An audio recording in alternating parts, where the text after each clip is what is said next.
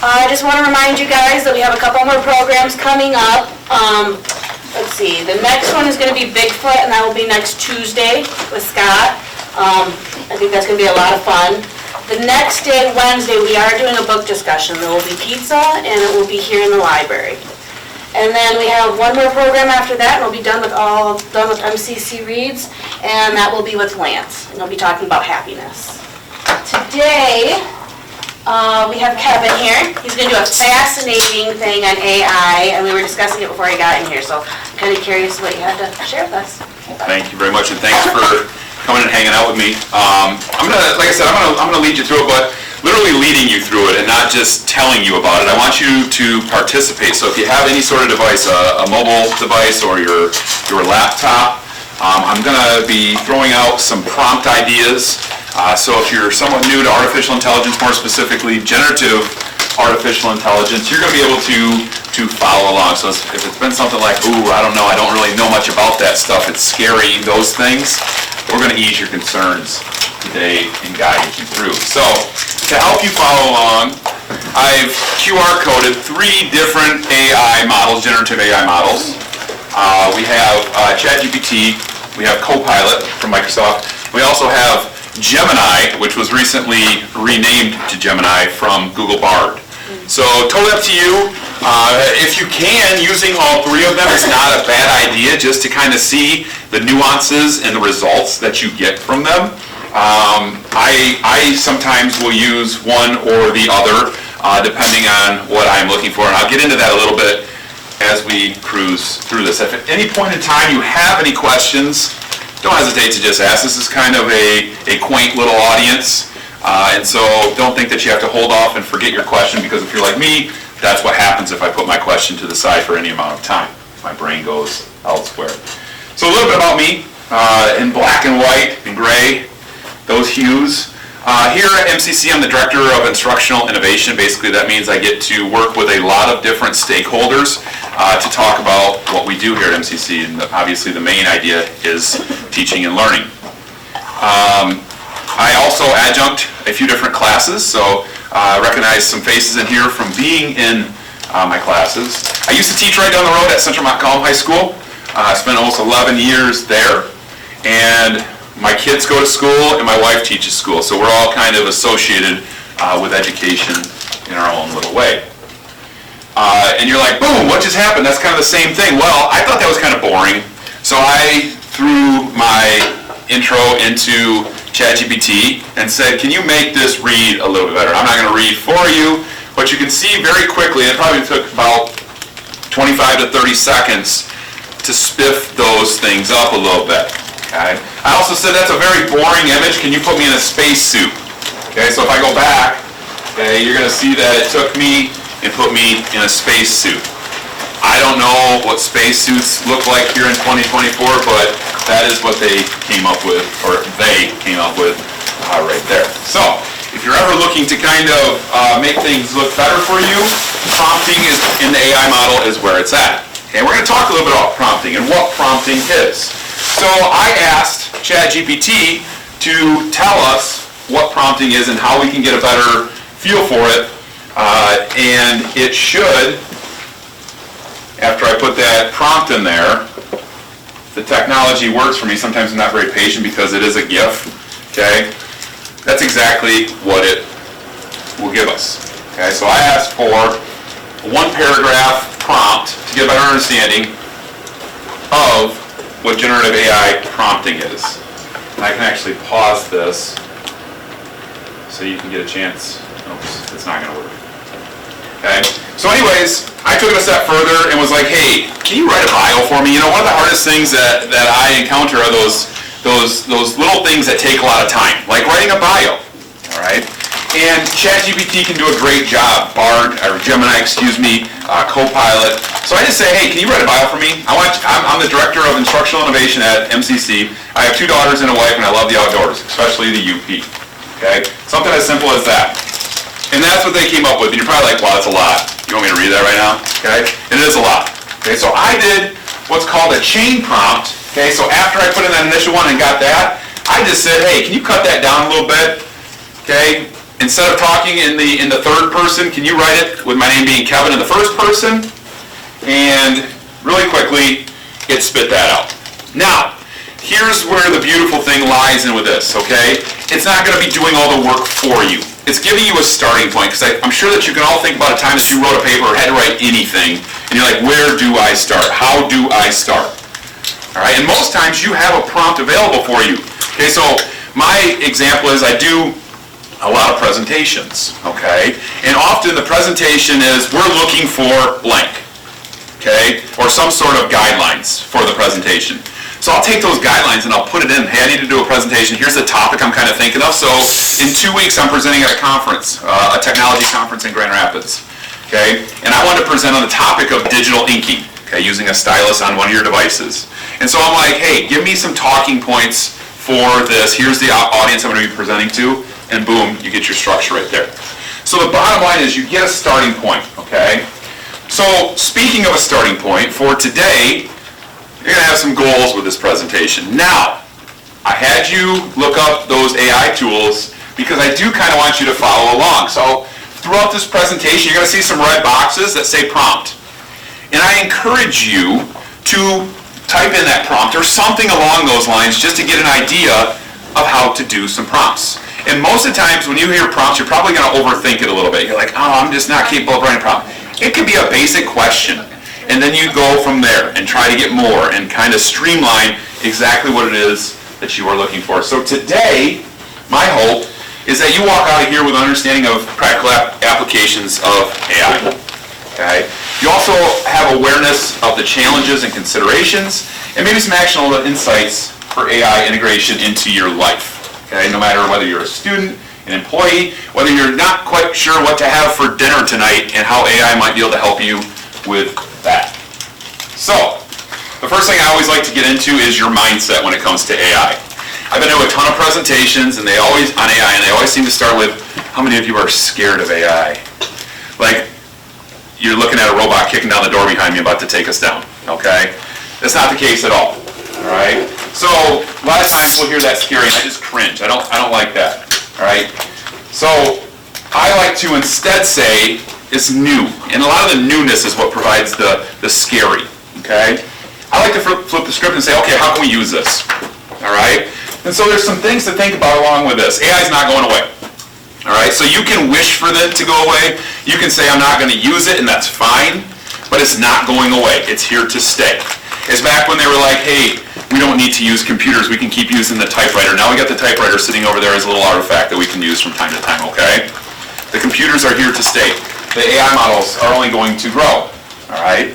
View it as a resource. How can you put AI to use in your life, okay? I mentioned the starting point, but there's a lot of other ways as well that we're going to talk about. Focus on the process over the product, all right? Yes, if I just have you come to my class and write a paper, you can have AI do that. Instead, as students, I want you to focus on the process, okay? How do we start writing the paper? What are the parts of the paper? What's your first draft look like? Your second draft? What kind of peer reviews do you have? All of that stuff is important to learning how to write, okay? And there's a lot of different processes that we can focus on where AI can assist us with that. And I love this quote right here, okay? Because the first thing that we often think about with new things is our jobs are all going to go away. Computers, our jobs are all going to go away. Okay? And I heard a quote a couple months ago that said AI is not going to steal your job, but somebody that knows how to use AI might. Okay? So if you can gather these tools and put these tools to use to your benefit or for an institution's benefit, you are going to be on the up. Okay? You are leveling yourself up. So AI refers to the simulation of human intelligence in machines, enabling them to perform tasks that typically require human intelligence, such as learning, problem solving, and decision making. That's a lot, all in one little definition. Some more terms that go along with it, obviously I just mentioned AI, okay? You might hear large language models.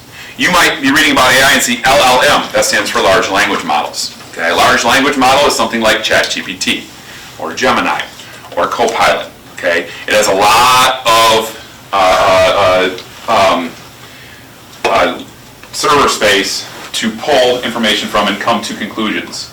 Natural language processing, that's, a computer normally doesn't think like us, okay? It thinks in code, in numbers, in sequences, and things like that. Natural languaging process is getting the computer to talk like us humans.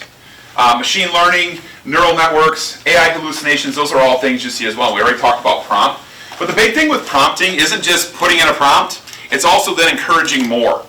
Okay? So you notice like the bio, when I was creating the bio, I said, hey, here's what I want a bio about. And I didn't like what I got, it was too long, so I said, can you shorten it and do a couple other things? Okay? I had it write a fight song for MCC. We have sports now, we should have a fight song, right?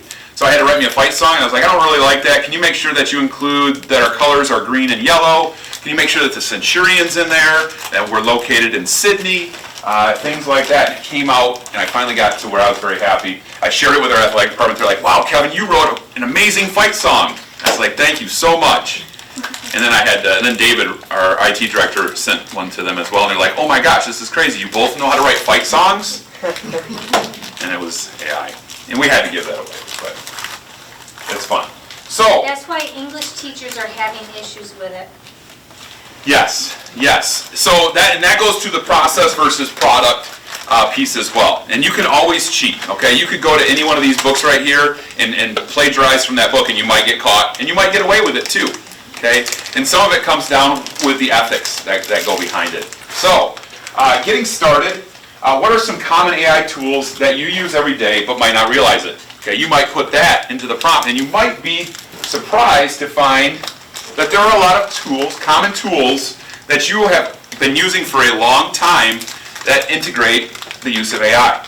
All right? You might use Gmail and realize that it automatically sorts your emails that you get based on whether they might be junk, based on whether they might be for just subscriptions and things like that, or something that you actually want to read and need to see.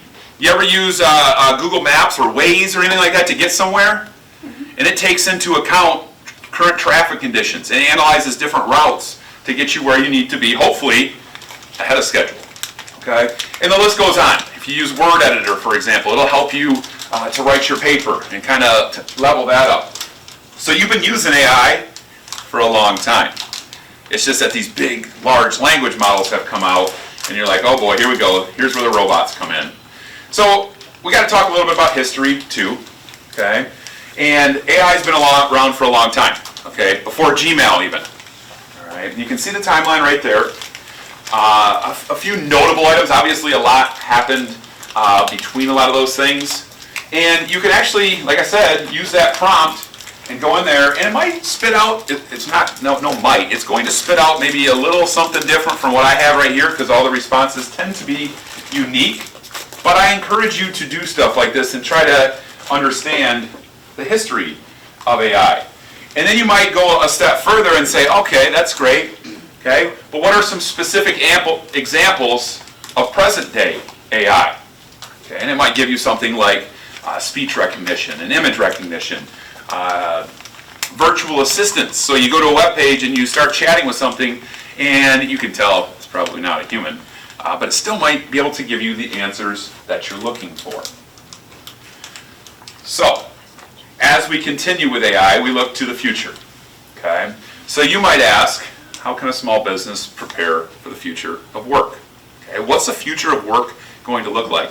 Have you ever heard a teacher or somebody say, we're preparing you for jobs that don't even exist yet? Is that like, how? How do you do that? Okay? And this is kind of along those lines. Okay? So, I asked AI, hey, how can a small business prepare for the future of work? And it gave some generic answers: invest in technology, upskill and reskill, create flexible work environments, right? Focus on employee well-being and remote work. And then I said, hey, how about by using artificial intelligence? And then it kind of zones in on a little more specific things. And you can use AI in the future to automate repetitive tasks, to personalize customer experiences. So it might understand where that customer is coming from, what their interests might be, and customize an experience for your customer, depending on what line of work you're in.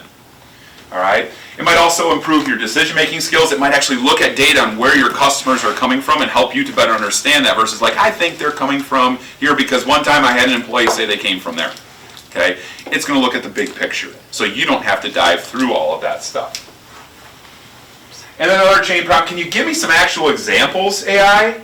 And you can see some real examples in terms of how we might use artificial intelligence in the future in our employment. And there's a lot of examples. These are just some very generic, basic examples. Does anybody have any questions so far? All right. So, there's some more prompts for you to enter if you're still entering prompts in. Okay, but obviously we're going to start seeing more and more transformation across industry with the integration of artificial intelligence.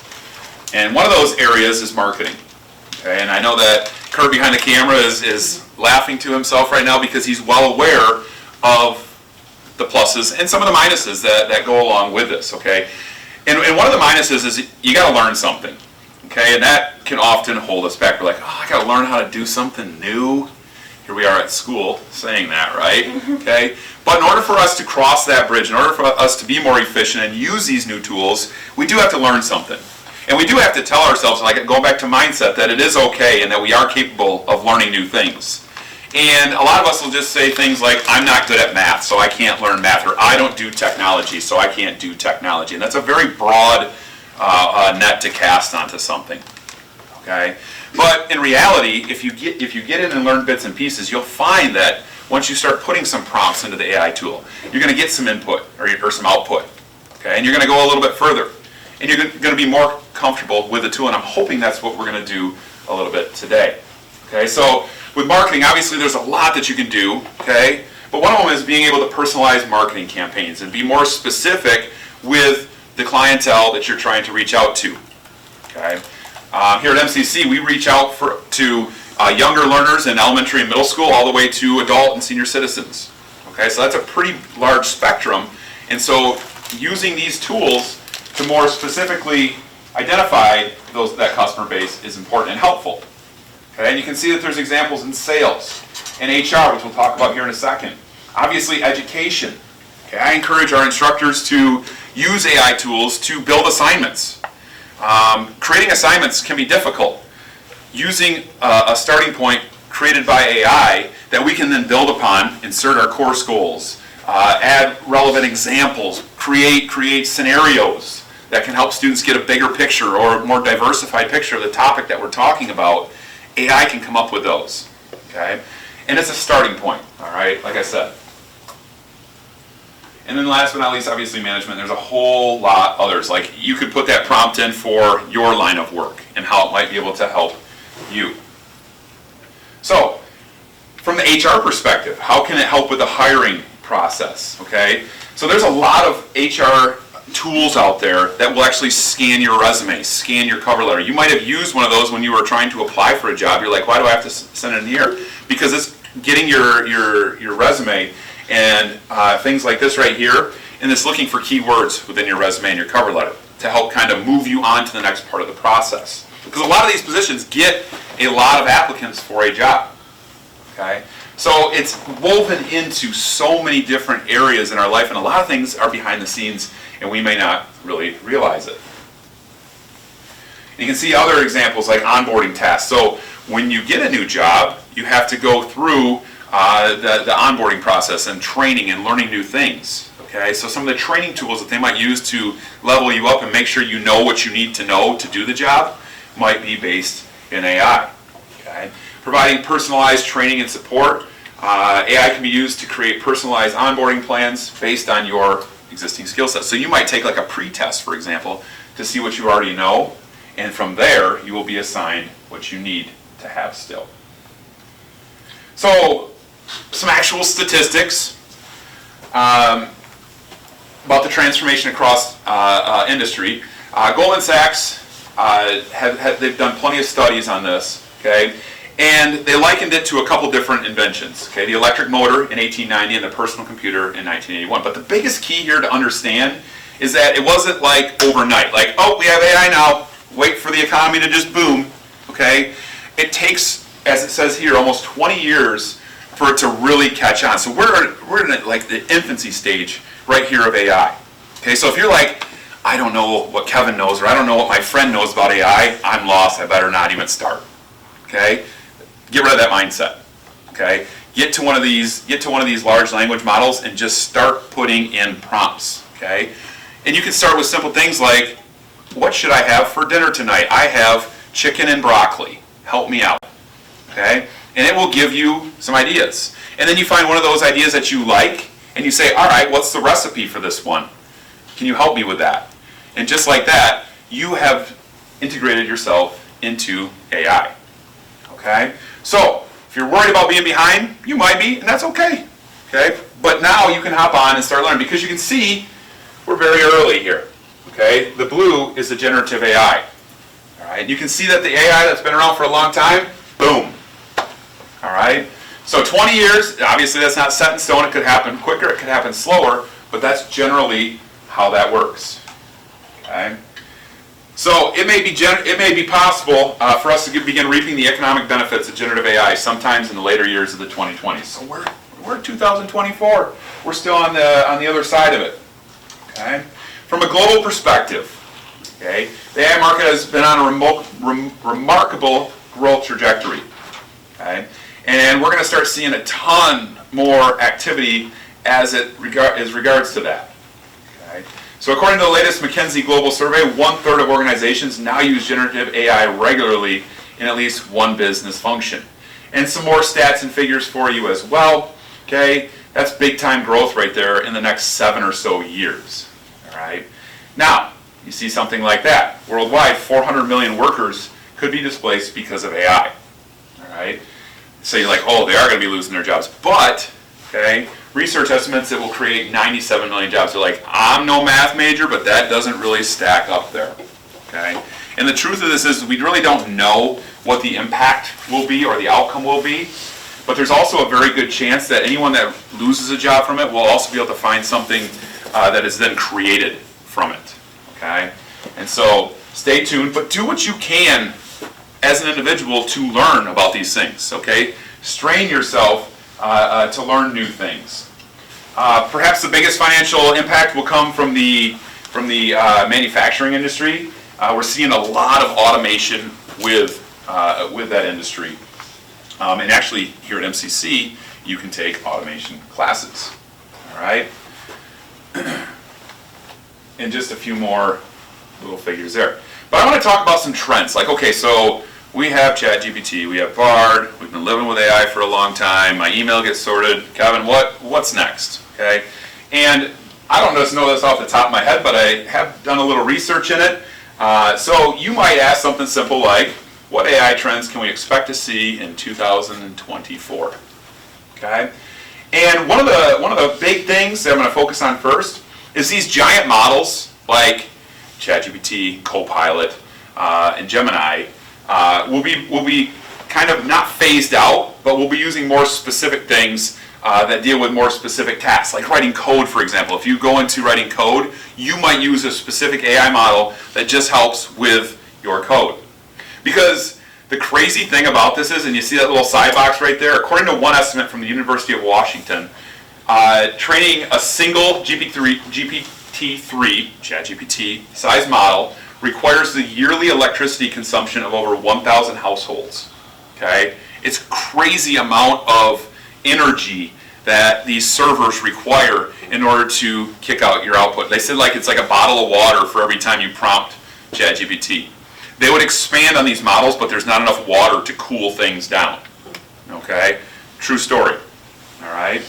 So, these smaller ones can actually be done from devices like that you have on your lap right there, okay, or that sit in front of you, all right? And the cost is lower, okay, the hardware is more attainable, all right? And they can make it more explainable, okay? So you probably wonder okay, so where does that answer come from when I put in a prompt? How do I get that answer? The cool thing about Gemini, for example, the Google version, is it will actually link a lot of examples of where it gets its answers from. Copilot does this as well, okay? And there's also this thing called AI hallucinations. Okay? And that's no different from like when you used to, well, you probably still do, when you write your paper in Word and your teacher said, don't trust spell check, right? You still have to proofread it. The same thing goes for AI.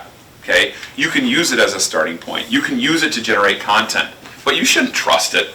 Okay? You should still do your due diligence with it and make sure it's correct.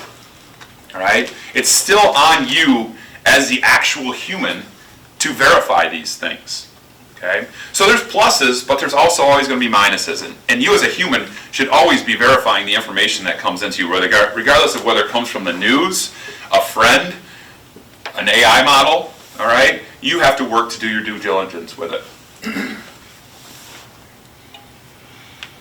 So, a little bit more on trends. And with that, I actually have a video that I want to play because one of the new things that's going to be coming out is the multimodal AI. All right? And what that does is it allows to not just have like a prompt where I type it in, but I might also say, here's an image, okay, or here's an object. Can you identify this object and then then write a script about it? Okay? So looking at things like video, sound, and text and combining them all together. Kind of like what we can do as humans. So check out this video. This is from Google.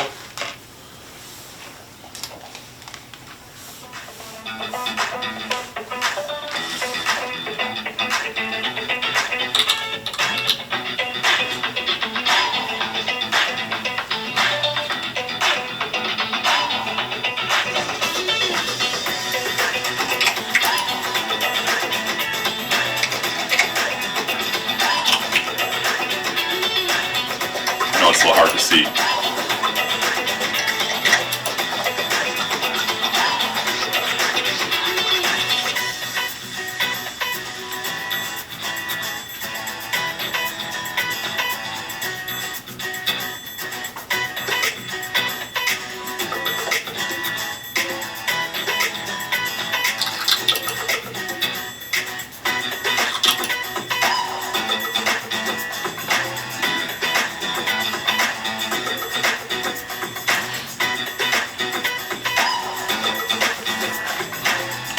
It's telling it to look at that style of the image and then create new images based off of it.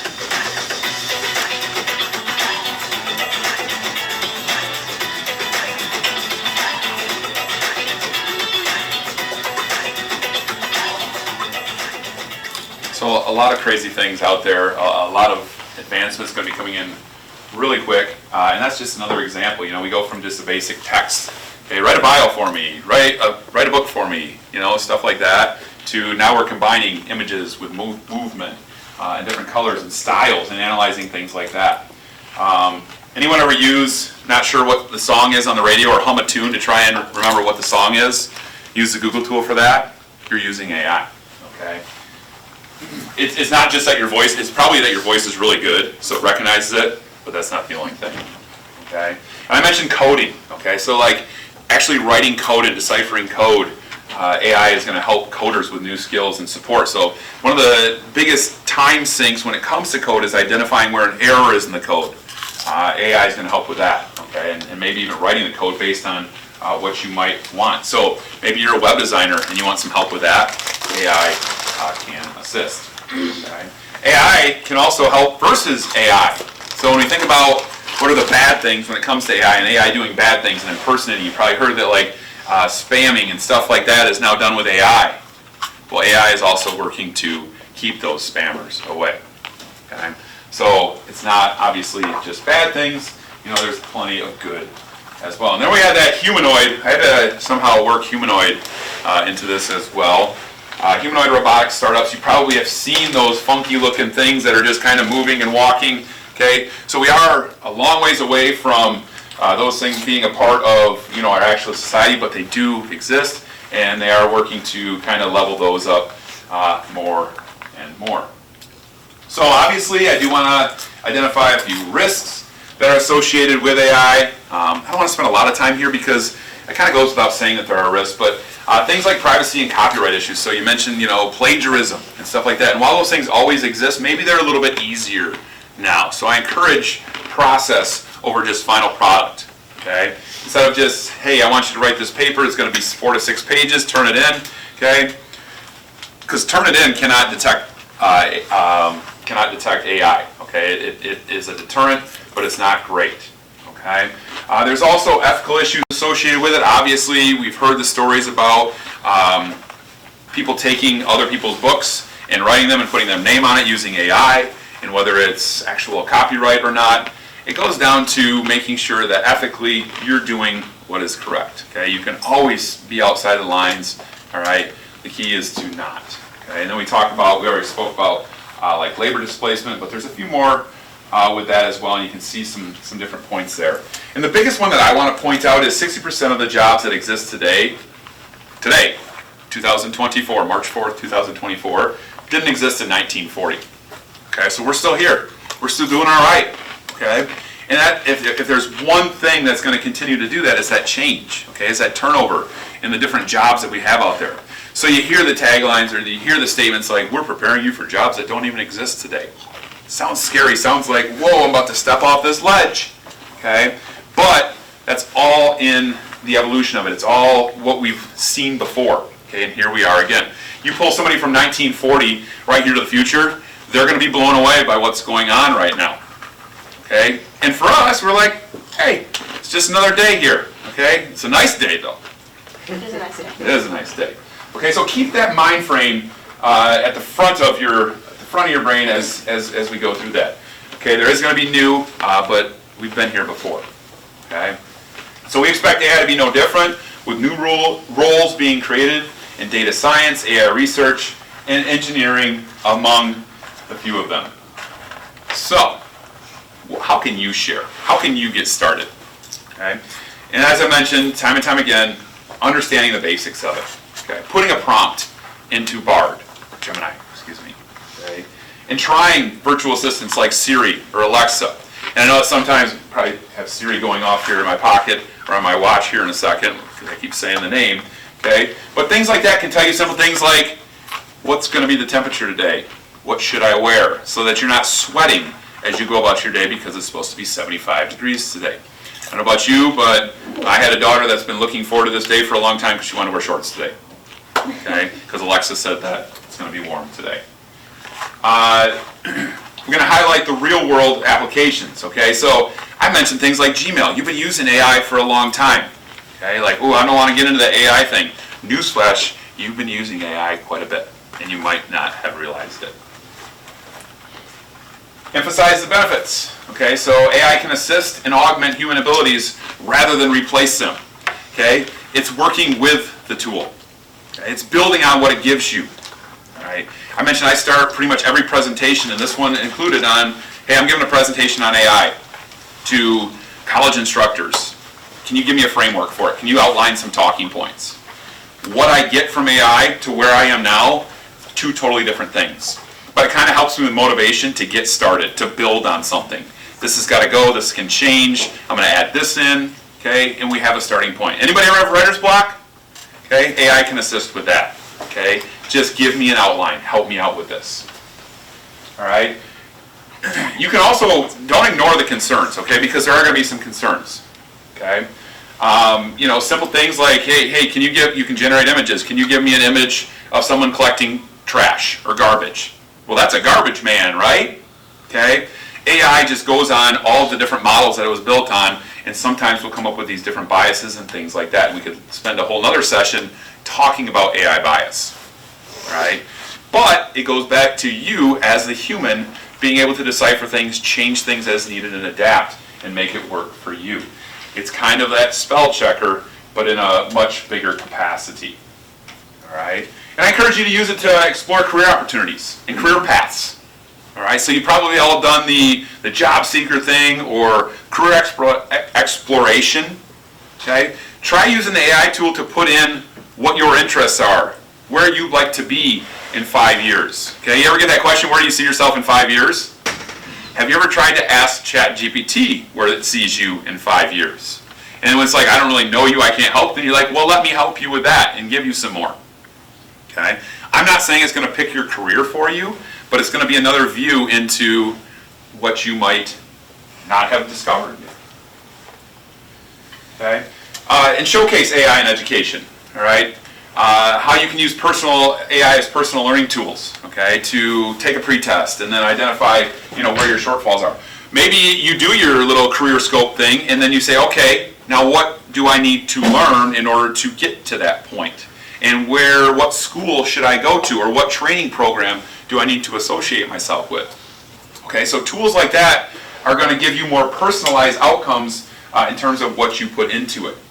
Encourage curiosity. Okay, so create an open, non-judgmental environment where you can be comfortable asking about AI. So putting it into the model and asking questions, and you not have to actually ask a human, although it's not bad to work with a human to give you some guidance on those things as well.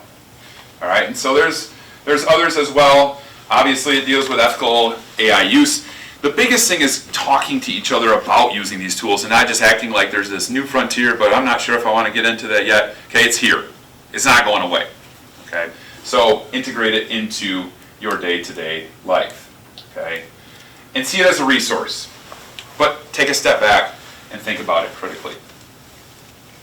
So, a couple more slides. What are some common ways that consumers plan to use artificial intelligence? This is from Forbes, and you can see simple things, and you see like plan a vacation or a travel itinerary. Hey, I'm going on vacation next week. I'm going to Traverse City. Okay, what should I do while I'm there? I'd like to do some outdoor activities. I'd like to do some water activities. Okay, what can I do? I got to write an email to my boss. I'm a little scared to approach the topic. Can you draft an email to get me started?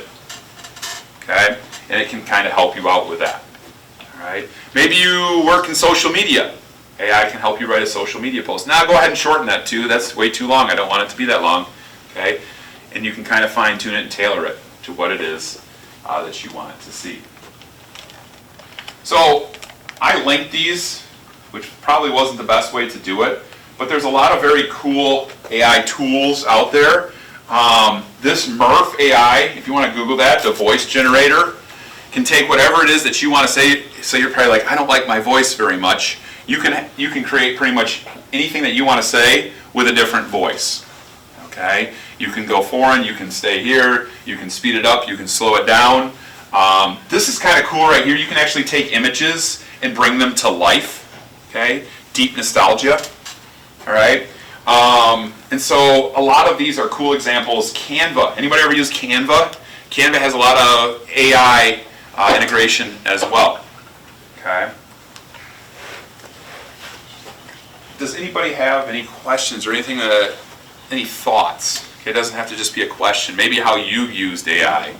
Maybe some concerns. Yes? There was one time that we had a slideshow, me and my presentation partner, and we wanted a duck that was a kraken. It was a kraken, so it was a duck that was combined with a kraken destroying a ship. And we went through a long chain of like, here's how to, like, here, make us this image, and we came out with the kraken, and it was awesome. We spent a good 15 minutes doing it, and it was hilarious. And so image generation is something I didn't really talk about, but all of you as MCC users have access to Microsoft Copilot, which has DALL-E 3 built into it. Normally you have to pay for DALL-E, okay, to generate images, but you can use DALL-E inside Copilot for free to generate images. And the cool thing about image generation is you can tell them exactly what type of image you want generated as well. And I'm not talking about just what's on it, but like vector images and stuff like that can be created using that software. So that's a good example right there. So I'll share. All right. So when I'm not here, I actually own a business with my mom, and it's just the two of us, and there's tedious tasks that, like boosting your posts or sending automated messages that you don't want to spend every single day doing, but you don't have an employee, you're the employee. So I use AI to boost the post or to send automated messages until I can send a personalized response. So Efficiency, cost savings, somewhere in between all of the above. So that's a great example right there. And there's always the concern, like you're going to lose the human touch, okay? And that's a very valid concern. But you have to also have balance, okay? You have to balance, okay, I'm going to lose the human touch, but I'm going to be able to reach more people. I'm going to be able to do a better job, okay? And trying to decide as a human what is most important for what it is that you're trying to do. It's a new opportunity here. Any other questions or ideas or anything you'd like to share in your use of AI in your area? Nothing I'm specifically doing, but I think one of the most encouraging ideas I've heard around it is how can AI be used to solve social problems or solve environmental problems, things like plastics in the ocean or air pollution and these types of things. So I think there's some really neat opportunities available for scientists to use those things also. To create a starting point. Exactly. Get the ball rolling, have a conversation going. And that's kind of what you're doing here today as well. And I hope that you had some, just if nothing else, a little introduction to it, and maybe got to do a prompt. Or maybe from here you're like, yeah, I'm not going to do a prompt right here, but once I get back to my laptop, we're going to try this out. Okay. Yes? Do you have a service from AI that you prefer? Like between Bing, Google? Do you have any that maybe touch on stuff better than others or vice versa? I like the answers that I get from ChatGPT, generally the best. It's kind of like, it gives me the most realistic examples and stuff like that. Okay. However, it only goes back to 2022. So if I want information that's newer, it can't help me with that. Gotcha. So if you wanted to be like, hey, I'm setting up my fantasy football team, who should I make sure I draft? It's not going to help you out very much. Gotcha. But if you want that, you're going to need to go to like Gemini or Copilot tends to have more recent. I also like the Gemini and Copilot side because it'll also provide me with links and sources if I want to find where they got that information from.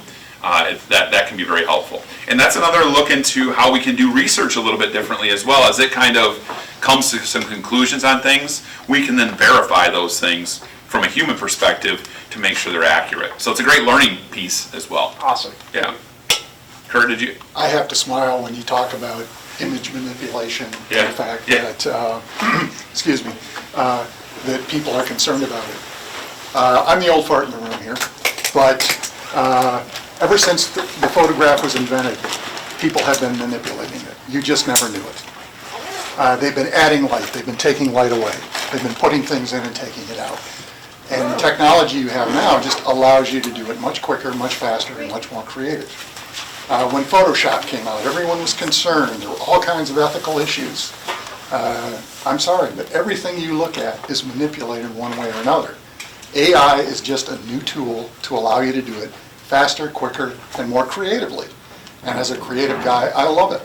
If I want a picture of Kevin with a parrot on his shoulder and a sunset in the background, all I have to do is take a photo of him and request it. He's not kidding either. I'm not. And request it, and boom, it will happen. Now, if I want him to turn around and look the other way, in the old days, it would require me to take another photo of him and do a lot of work. Now I just ask AI, nope, flip him the other way. Boom, he's ready to go. It saves me time, energy, but it allows me to be more creative than I ever have in my life. So And- I love it. I think what you're getting at too is a bigger picture and leveling of the playing field a little Yes, bit. yes. Whereas before, you'd have to say, does anybody know how to use Photoshop? And you'd have to find that person to do that for you. And you would still do that, it would still happen, but you would have to find someone that knew the cheat code, if you will, if you want to call it cheating. Okay? Now, with a little AI know-how, you don't have to go deep into the tutorials of Photoshop to make that happen. So, It also allows the companies that don't have a lot of money to look like they do. It's fantastic. I'm means sorry. tune in. Yep, very good. I enjoyed learning that I can learn how to cook. That is always the hit when I bring that one up, and that's probably how I use it a lot as well. Like, hey, we've had some mushrooms and some chicken. What do I do? Hey, I have these leftovers. How do I make them feel less leftover-ish? That's brilliant, I didn't even think of that. I mean, the fantasy football thing is what I want. That's what I thought, Kurt was smiling about it, he doesn't have to pick his team anymore. I mean, he does, but he can also work, give me some advice at making this trade happen, you know? Yeah, And it might not even be about the players, but about how do I coerce Trent to make this terrible trade with me? Okay, so my question is, do you play fantasy football? Were you playing this year? I did pretty good this year in my league. I didn't Okay. finish last. My wife did, but I ran her team, so I guess I did technically finish last. Okay, did you do ESPN at No, all? Okay. no, They use a thing called IBM Watson. Yep. I was gonna ask, is that AI? Yep, I'm assuming. Okay. Sure is. Yep, just had to confirm. yep. So, awesome, cool. Thank you for joining me today, and thanks to the library for hosting me. Appreciate it.